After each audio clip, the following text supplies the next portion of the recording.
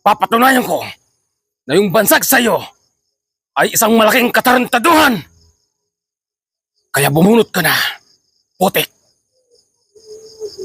Para malaman ko kung gaano ka kabilis.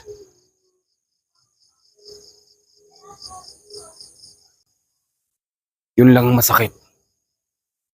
Hindi mo na malalaman yun